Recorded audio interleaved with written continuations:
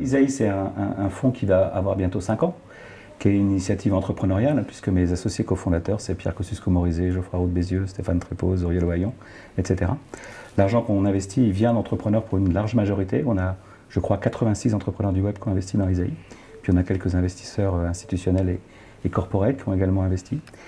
À l'instant T, on a 14 sociétés dans lesquelles on est investisseur. La plus connue s'appelle Blablacar, mais il y a aussi des sociétés comme Shoppium, Sticky Hats, Tiny Clues, Instant Luxe, Evaneos, etc. etc. Et on continue sur un rythme très sélectif à faire 2 à 4 opérations par an. Dans l'Internet, que l'Internet, mais tout l'Internet. Alors, depuis la création d'Isaïe, on a dû investir un peu plus de 30 millions d'euros, et on en a 85 sous gestion, donc on a encore de quoi voir venir. Vous savez, quand on gère une société de gestion, ça lève des fonds, et ces fonds, c'est de l'argent qui est comité par les investisseurs, et qu'on appelle au fur et à mesure des besoins. Donc aujourd'hui, on a 2 fonds qui représentent à eux 85 millions d'euros, et on a déployé une grosse trentaine de millions pour l'instant. C'est un travail très long de choisir des entreprises. Nous, on reçoit à peu près 1500 projets par an. On rencontre à peu près 500 équipes. On travaille sérieusement sur une 50aine d'opportunités et finalement, on en fait 3 ou 4. Donc c'est un travail très très sélectif. Mais au bout du bout, ce qu'on peut dire, c'est que les 3 ou 4 sociétés qu'on va avoir retenues ont une bonne équipe, une équipe complète avec plusieurs cofondateurs qui amènent des compétences qui vont bien, une équipe qui a envie de bosser avec nous. C'est important parce qu'on va être associé pendant 3 ans, 5 ans, 7 ans, 10 ans. Et puis qu'il y a un business model qui peut fonctionner en termes de capital à déployer, de moyens de financer la croissance. Et puis enfin, et c'est un point très important, que le timing est bon. Parce qu'arriver le dernier sur un marché avec peu de capitaux, c'est une recette pour rater.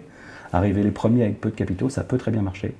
Si on prend à nouveau l'exemple de Blablacar, c'est le premier acteur du covoiturage qui, pendant 2 ou 3 ans, de 2006 à 2009, a vivoté avec très peu de capital et puis finalement a connu une envolée spectaculaire après. Voilà, donc le timing est très important, souvent un peu négligé par les entrepreneurs, mais d'expérience, il a beaucoup d'influence sur la capacité à émerger. Moi, j'aime bien dire qu'on n'a pas de stratégie d'investissement.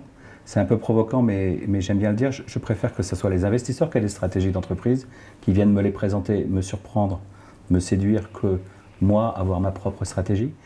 Maintenant, c'est vrai qu'on est en France et qu'il y a des points forts en France. Il y a des choses sur lesquelles on peut être plus légitime que d'autres pour être ambitieux, des choses où on peut l'être moins. Donc si on prend l'économie collaborative, on a un certain nombre de champions en France et on a une proportion, nous Français, à partager dans un modèle un peu C2C des choses. Si on prend les maths, le big data, etc., on a de très bons mathématiciens, très bons statisticiens, très bons informaticiens.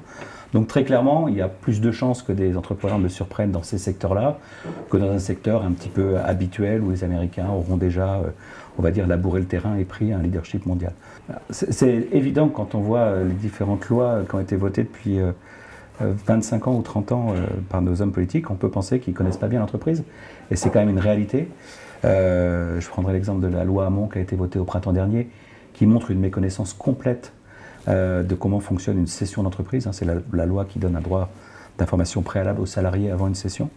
La loi est écrite de façon telle qu'elle est extrêmement contraignante et quasiment inapplicable. Donc les gens ne comprennent pas, ne savent pas ce que c'est.